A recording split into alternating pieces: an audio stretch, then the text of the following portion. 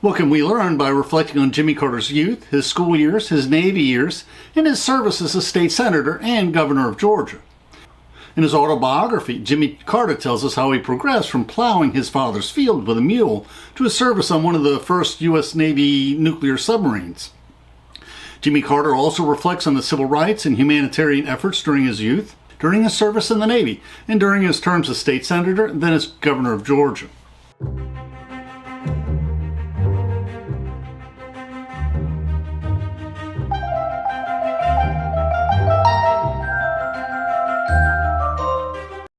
Please, we welcome interesting questions in the comments. Let us learn and reflect together. At the end of our talk, we'll discuss the sources used for this video. Please feel free to follow along in the PowerPoint script we uploaded to SlideShare, which includes illustrations. Our sister blog includes footnotes, and both include our Amazon book links. Jimmy Carter titled the first chapter of his biography, Archery and the Race Issue. The Carter family had deep roots in rural Plains, Georgia, south of Atlanta. Jimmy Carter said that his grandfather, Billy Carter, who was really tough, in the late 1800s when he was harvesting sugarcane, his machete was deflected into his thigh, inflicting a deep gash. Billy used his belt to stop the flow of blood and sent to the house for a needle and thread, sewed up the wound, and resumed work. He was shot and killed in a fight with a man named Will Tillefero in an altercation over a desk stolen from his cotton gin.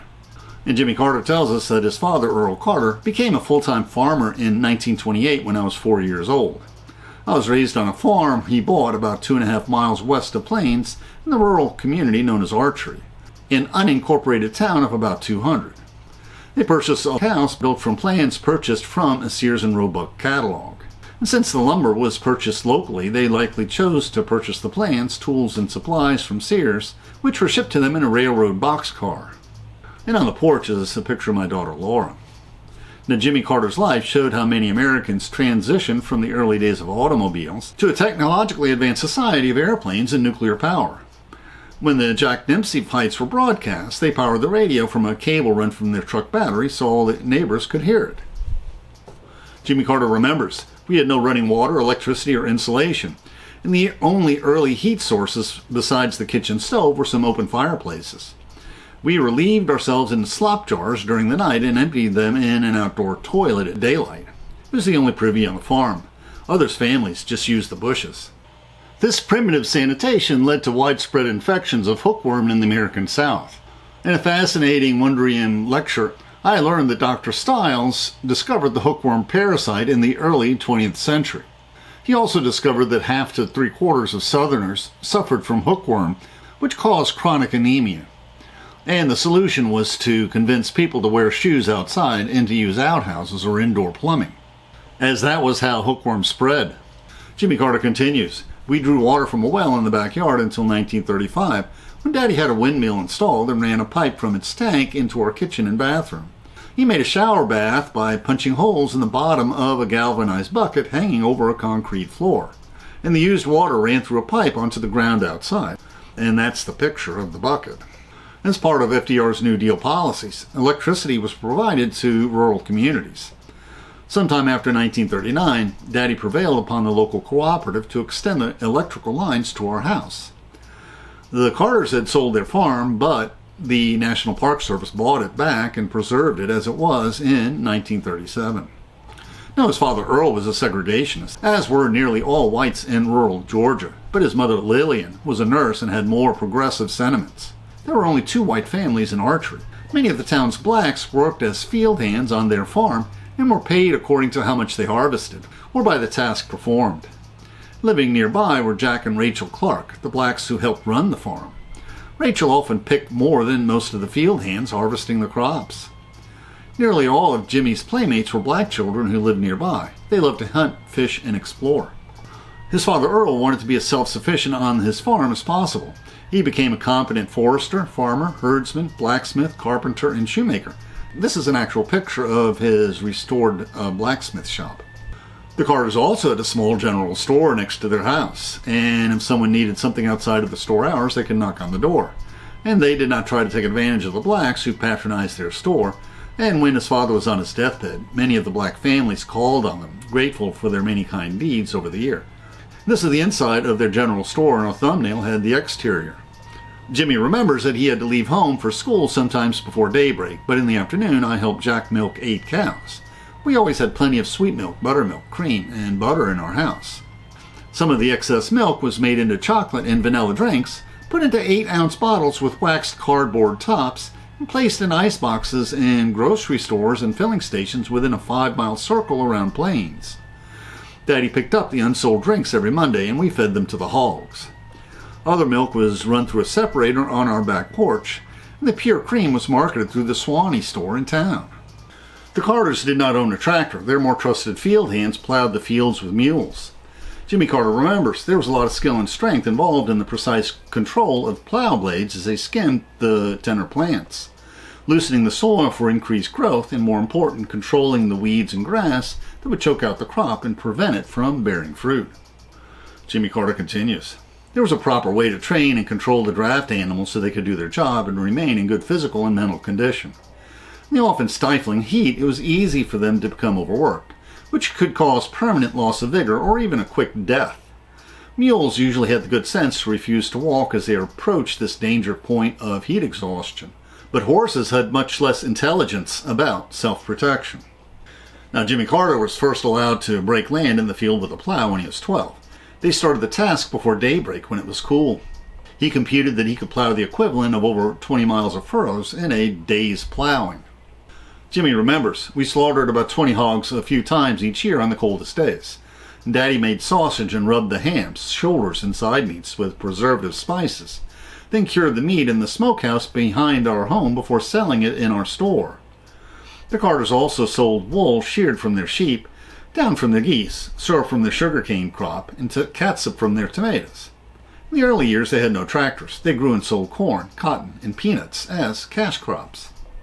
Now, Jimmy Carter became aware of the race issue when he started attending a school separate from his black playmates.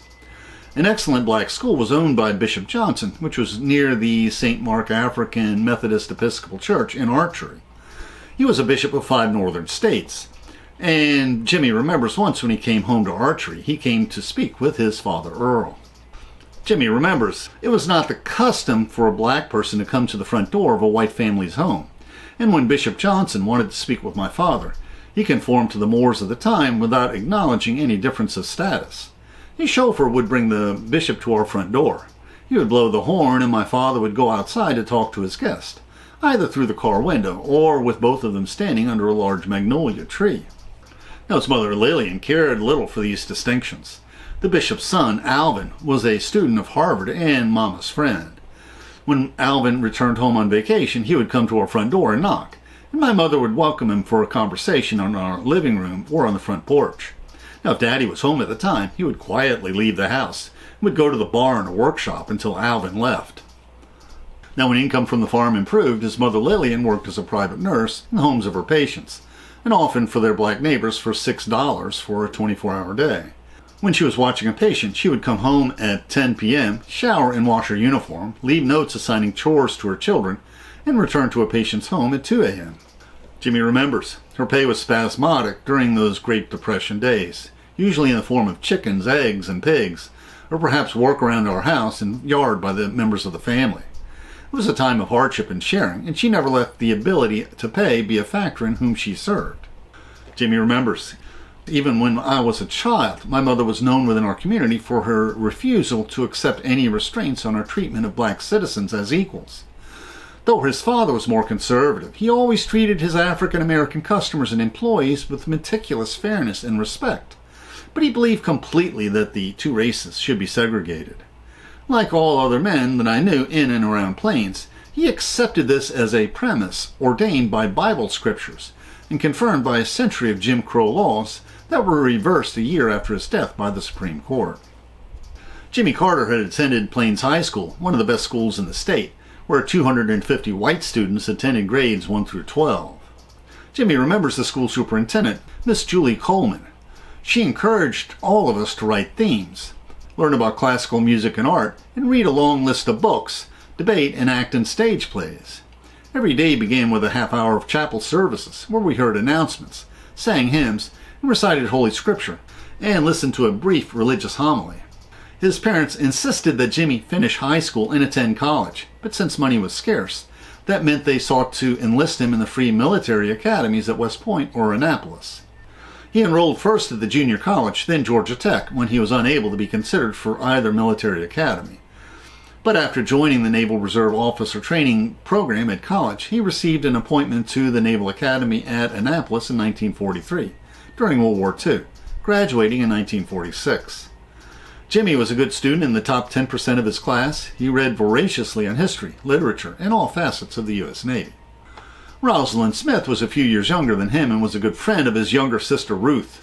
Jimmy was acquainted with her, as she had come to the house often, but had never talked to her until they had a movie date when he was home on leave from Annapolis.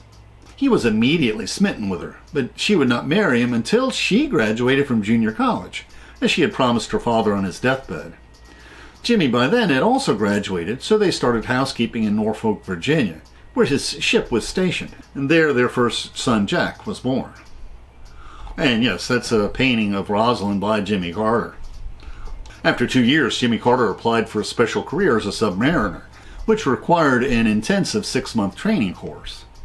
Jimmy remembers, the instruction was highly practical, as we learned about the construction and diving principles of the submarines themselves, assembling, storing, and firing torpedoes, operating the different guns when used on the surface, caring for the many large electric batteries that propelled the ship when submerged, and special seamanship techniques in handling the fragile vessel, with a strong and watertight inner hull surrounded by thin tanks, easily damaged.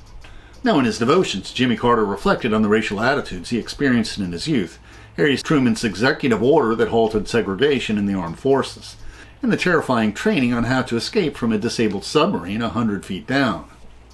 Most of the time, the World War II era diesel submarines cruised on the surface where their batteries could recharge. Several years after the war, a snorkel was developed that allowed submarines to stay submerged near the surface while their batteries recharged. Otherwise, they could only submerge as long as the batteries had power. At best, they could cruise 100 miles a day, about as fast as the old sailing ships with a fair wind. Jimmy Carter learned how hazardous duty could be serving on these diesel submarines. Jimmy Carter remembers, I was standing watch on the bridge about 2 hours after midnight, with my feet on the slatted wooden deck, when I saw an enormous wave dead ahead. The wave smothered our ship several feet above my head. I was ripped loose, lifted up, and carried away from the ship. I could only swim around in the turbulent water, striving to reach the surface. This was my first experience with impending death, but when the wave receded, I found myself on the main deck directly aft of the bridge and was able to cling to our 5-inch gun. He scrambled back up the bridge and secured himself. If the ship had been tilted, he could have been swept off the ship and lost at sea in the dark tempest. And then he would never have been president. The storm also damaged the radio antennas on the outside of their ship. They could receive but not transmit messages, so they sailed back to port, a 3-day journey. The Navy reported to the wives living in Hawaii that their ship was lost, but Rosalyn was in Georgia and didn't get the message, fortunately. Now, after commanding his own submarine for 2 years, Jimmy Carter applied and was accepted to serve on one of the first 2 nuclear submarines. He details his uncomfortable interview with the irascible Captain Rickover, who even shortened the front legs of his chair so he could feel like he was falling forward during the interview. As in prior positions in the Navy, he enthusiastically learned as much as he could about nuclear propulsion, including taking studies in theoretical nuclear physics. In the first nuclear submarine, the Nautilus, water was circulated through the nuclear reactor, and this water powered the turbines needed to generate electricity. The power plant of the second nuclear submarines that Jimmy Carter actually helped to design circulated liquid sodium through the reactor that heated water for the turbines. Handling liquid sodium was tricky, as it would be explosively reactive if it came into contact with water, but it was much more efficient. And since it was a liquid metal, it could be directed with electromagnets without moving parts, which meant that the reactor was much more compact. There were not many who were knowledgeable about how to handle this new nuclear technology. He was asked to deal with a serious nuclear accident. Jimmy Carter remembers, when a Canadian heavy water nuclear power plant at Chalk River was destroyed by accident in 1952 by a nuclear meltdown and subsequent hydrogen explosions, my crew was volunteered by Rickover to assist with the disassembly so it could be replaced. The reactor core was surrounded by intense radioactivity. Even with protective clothing, each of us would absorb the maximum permissible doses with just 90 seconds of exposure. Jimmy Carter describes how he faced this challenge. An exact mock-up of the damaged reactor had been constructed on a nearby tennis court, modified constantly to represent at all times the exact status of the real core underground, including every pipe, fitting, bolt, and nut. Television cameras were focused on the core, so that when any changes were made, they were duplicated on the mock-up. Jimmy Carter continues. To practice, the team members would don the heavy white suits and masks, dash into the tennis court, and remove as many bolts and pipes as possible in 90 seconds. After each practice run, they would dash into the disabled reactor and perform these steps for real. Jimmy Carter notes that the estimate of the amount of radiation that could be safely tolerated was 1,000 times higher than it would be 60 years later, when scientists were more knowledgeable about the risks. Today, the reactor likely would have been simply sealed and monitored. And this experience gave the future president valuable experience on the dangers of the nuclear age. Now, in April 1953, Jimmy Carter received a call that his father was seriously ill with pancreatic cancer and would not survive for long. He was granted emergency family leave to visit his father, Earl. Earl had become more active in the community, serving in the state legislature. There was a steady stream of visitors expressing gratitude for what he had done for their families. More than half were African American. He had learned that he had been much more active in the community than he realized, serving in the Lions Club and the Board of Education, and had spearheaded a drive to improve vocational education. After his father's death, Jimmy Carter decided to resign his commission and move back to Plains to run the family farm. Now, the only person more upset than Captain Rickover with this decision was his wife Rosalyn, who was a very happy Navy wife who did not want to move back to rural Georgia. When Jimmy Carter was transitioning from a technologically demanding naval career to move back to rural Georgia, where farms had yet to transition from mules and horses to tractors, rural Georgia was also experiencing the same racial transitions that the military was dealing with. The year after his retirement, the Supreme Court issued the Brown decision, mandating that public schools be desegregated with all deliberate speed.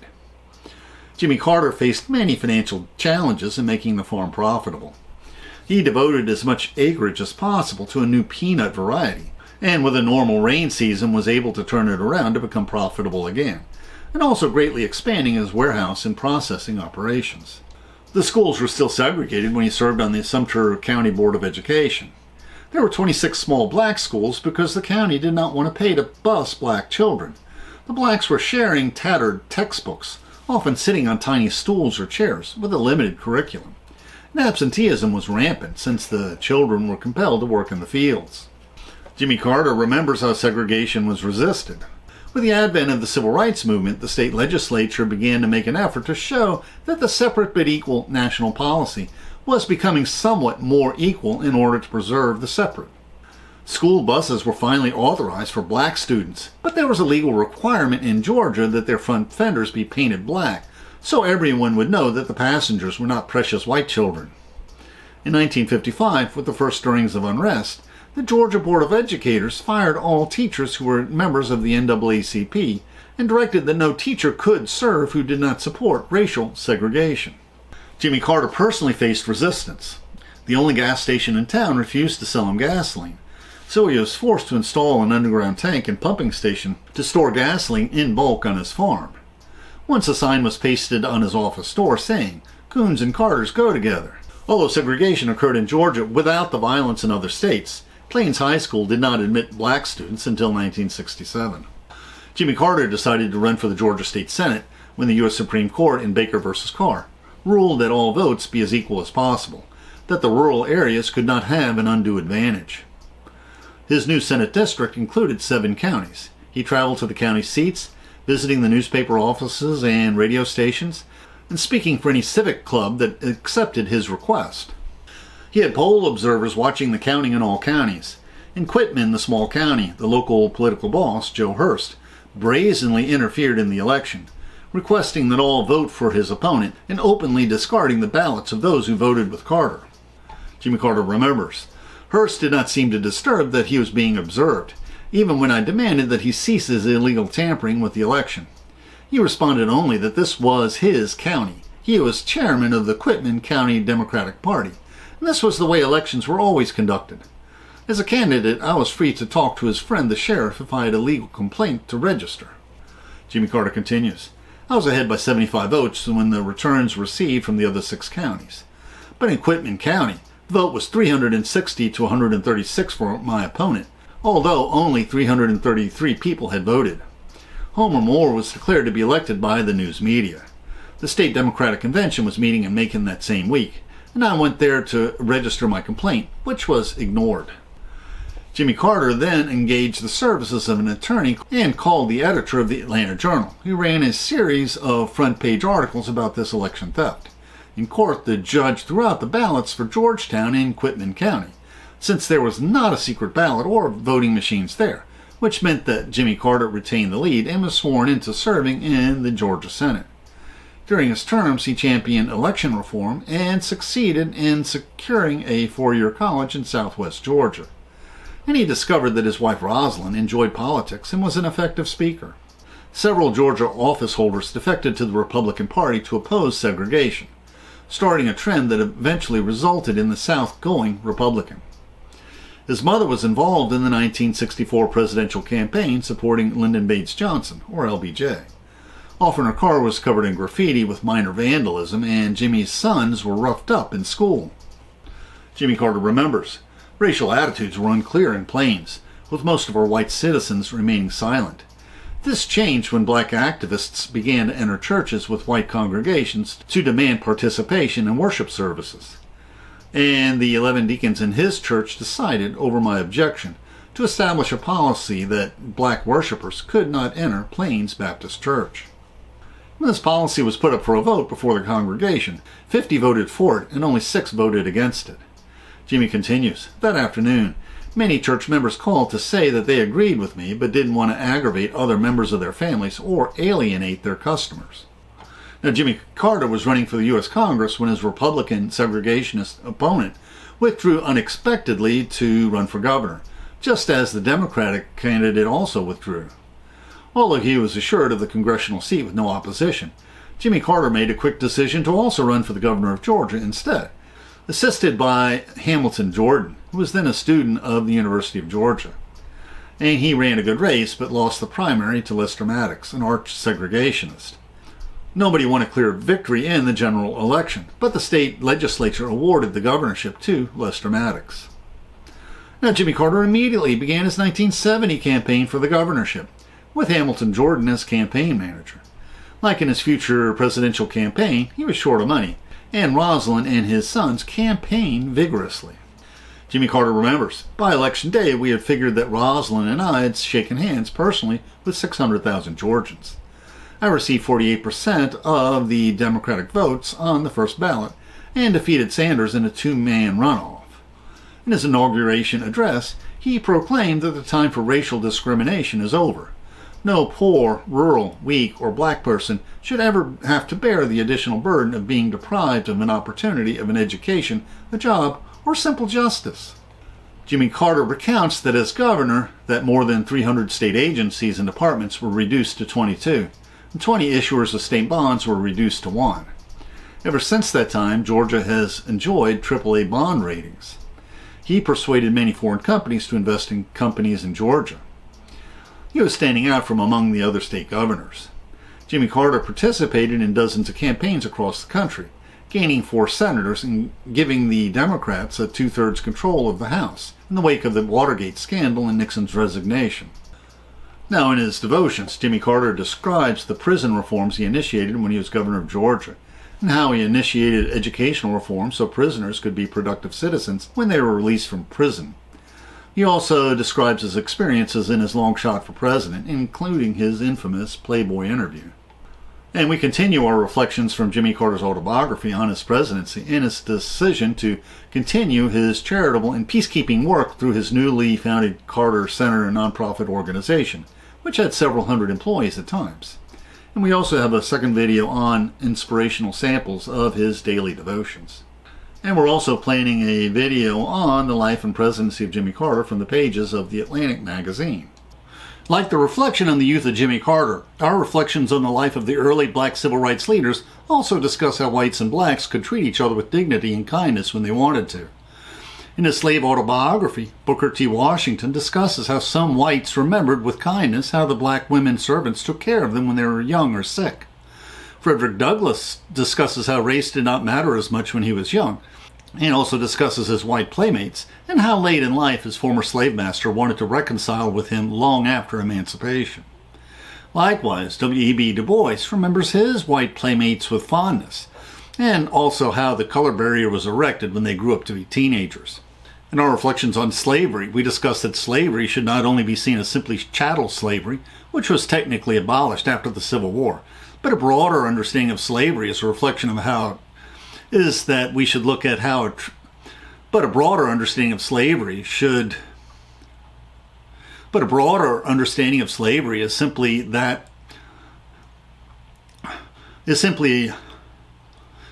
how a given culture treats its lowest income workers. In all systems of slavery or farm workers, those who worked on small farms helping their masters and as household servants were often treated better than the blacks in the gangs of field slaves laboring under the whip of the large plantations. And any of those who worked on the Carter farm were never anonymous to the Carters. We also realize that Lillian Carter, working for her black charges as a nurse, was a role reversal, as up to the present day, home health aides are predominantly black. And now we'll discuss the sources we used for this video. We enjoyed reading Jimmy Carter's autobiography, A Full Life, Reflections at 90. A very easy read. And we also recommend his daily devotions. They offer insight to many of the events in his life and presidency. Also in our video on the presidency of Jimmy Carter, we mentioned many of the other books he wrote. We also have photographs and inspiration from visiting his boyhood home in Arthur, Georgia, his high school in Plains, Georgia, and his presidential library next to the offices of the Carter Center in Atlanta, Georgia. The YouTube description includes a link to our PowerPoint script that we uploaded to SlideShare and also our blog. Please support this channel by sharing this video with your friends and by clicking on the like and subscribe buttons and by clicking on the Amazon links to purchase any of the books we discussed, which will earn us a very small affiliate commission. And please consider becoming a patron of our channel. Plus, we will host special discussion groups for our patrons. Plus, you can click on the Meetup or small M icon to participate in our online discussions, where we practice our future YouTube scripts. And please click on the links for other videos that will broaden your knowledge and improve your soul.